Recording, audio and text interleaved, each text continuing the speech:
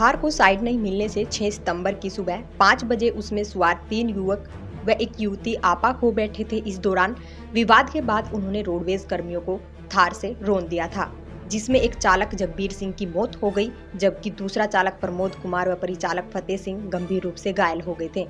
आरोपितों की गिरफ्तारी नहीं होने से रोडवेज बसों की प्रदेश व्यापी हड़ताल की गई थी और जगबीर के बेटे संदीप ने विष पान कर आत्महत्या कर ली थी। पुलिस ने आरोपित की पहचान और गिरफ्तारी के लिए एसआईटी का गठन कर 20 टीमों को लगाया था। 100 से ज्यादा सीसीटीवी की फुटेज खंगालने के बाद आरोपितों की पहचान हो पाई थी। आरोपित मुरथल से जन्मदिन पार्टी मनाकर लौट रहे थे और नशे में थे। पुलिस ने दिल्ली के न्यू मोतीनगर में जिम चलाने वाली मोनिका ग्रोवर को पहले ही गिरफ्तार कर लिया था, वह जेल में है। वहीं थार कार की मालिक और मुख्य आरोपित प्रांजल खुराना की मां रितु खुराना को जमानत मिल गई थी। पुलिस ने थार कार को बरामद कर लिया था।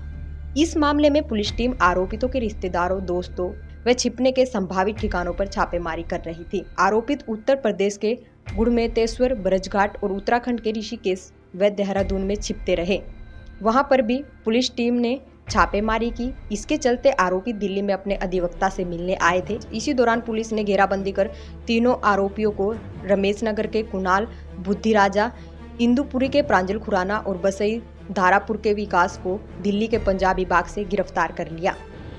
देखिए, मैं आपको शुरू से थोड़ा सा घटना बता देता हूँ। जैसा कि आप सब जानते हैं कि 6 तारीख को एक थार गाड़ी द्वारा जो रोडवेज के कर्मचारी थे, जिनका नाम जगबीर था, उनकी गाड़ी से मार करके मृत्यु कर दी गई थी, हत्या कर दी गई थी। और उसके बाद तब से जो मृतक का परिवार था उसने भी बार बार ये डिमांड करी थी कि जल्द से जल्द पुलिस उनको पकड़ के लाए। और उसके बाद 3 दिन के बाद हमने बड़ी मशक्क़त करके, बड़ी मेहनत करके और सारी सीसीटीवी फुटेज खंगाल के उस गाड़ी को आइडेंटिफाई किया था और अक्यूज़ को आइडेंटिफाई किया था, जिसमें पहली गिरफ्तारी 9 तारीख को हो गई थी, जिसमें एक लेडी को हमने दिल्ली से गिरफ्तार किया था, जिसका नाम मोनिका खुराना है। वहाँ तक की बात सभी पत्रकार जानते हैं और सभी जगह मीडिया में भी आया था। और उनके मोनिका के कहने पे हमने उसके बताए अनुसार जहाँ पर उन्होंने गाड़ी पार्क कर रखी थी दिल्ली से, वो भी बरामद करी थी। उसके बाद जो बचे हुए आरोपी थे उनके नाम खुल गए थे उसी दिन, और उनके नाम हमने सब जगह, हमारी सारी टीम्स ढूंढ रही थी उन लोगों को, लेकिन क्योंकि उनको भी पता लग गया था कि पुलिस पीछे पड़ रही है तो वो भागे हुए थे और जगह जगह वो पुलिस से बचने का प्रयास कर रहे थे। आज फाइनली बड़ी मेहनत करने के बाद दिल्ली से हमने जो बाकी 3 आरोपी इनकी गिरफ्तारी बच रही थी उनको हमने गिरफ्तार किया है। उनके नाम पहले ही मीडिया के माध्यम से सामने आ चुके हैं, मैं पुनः दोहरा देता हूँ। इसमें से मेन बंदा, जो मेन हमारा अक्यूज़ड है, उसका नाम है प्रांजल खुराना। ये इसकी उम्र 23 साल है और ये व्यक्ति वो है जिसने जो उस थार गाड़ी को चला रहा था और जिसने गाड़ी भगा करके उस जो रोडवेज़ कर्मचारी है उसको मौत के घाट उतारा था, उसको भी आज गिरफ्तार कर लिया गया है। ये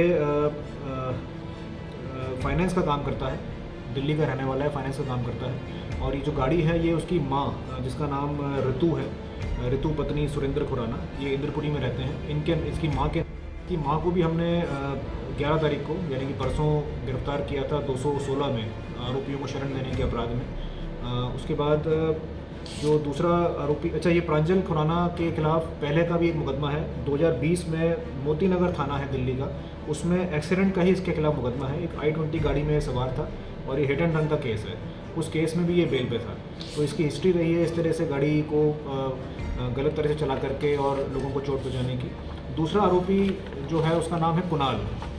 ये कुणाल भी मोतीनगर दिल्ली का रहने वाला है। ये एक मोबाइल की दुकान पर नौकरी करता है। ये भी आज इसके गिरफ्तार किया गया। ये भी गाड़ी में सवार था, उसी थार गाड़ी में। और तीसरा आरोपी जो आज गिरफ्तार किया है उसका नाम है विकास। ये बसई दारापुर दिल्ली में रहने वाला है। इन तीनों लोगों की उम्र 24-25 साल के आसपास है। जो विकास लड़का है ये टेनिस का कोच है।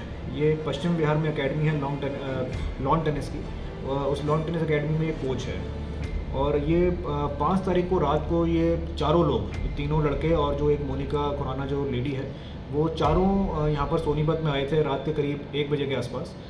गरम धर्म जो सोनीपत में ढाबा है मुरथल क्षेत्र में, उसमें इन्होंने खाना खाया।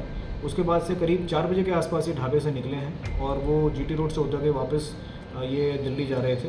तब ये रास्ते में ये वारदात, ये घटना हुई थी। उसके बाद घटना के बाद ये लोग, इन्होंने अपनी गाड़ी वहीं पे मोती नगर में ही एक पार्किंग में खड़ी कर दी थी। उसके बाद वे अगले कुछ दिन दिल्ली में रहे और जब हमने मोनिका को गिरफ़्तार किया तो ये सतर्क हो गए। मीडिया के खबरों में भी काफ़ी चीज़ें चल रही थी तो उससे भी ये सतर्क हो गए और उसके बाद ये जगह जगह इन्होंने कई जगह ये भाग गए थे। जैसे गढ़मुक्तेश्वर भी ये बीच में जा चुके हैं। उसके बाद दिल्ली से ये नैनीताल की तरफ चले गए थे और कुछ दिन ये नैनीताल में रहे। तो हमें सूचना इसकी मिली थी। नैनीताल में भी हमने जो नैनीताल की पुलिस है वहाँ से संपर्क साधा था। नैनीताल की क्राइम टीम्स भी इस पर काफ़ी काम कर रही थी, उन्होंने भी काफ़ी वहाँ पर चेकिंग करी थी। तो जब पुलिस का प्रेशर देखा इन्होंने नैनीताल में भी पड़ रहा है तो फिर ये वापस आज दिल्ली आ गए थे और फिर फाइनली दिल्ली में हमारी क्राइम टीम्स ने इनको पकड़ लिया। इस पर सरकार द्वारा 50,000 का इनाम भी घोषित था और हमने इसके लिए SIT बना रखी थी।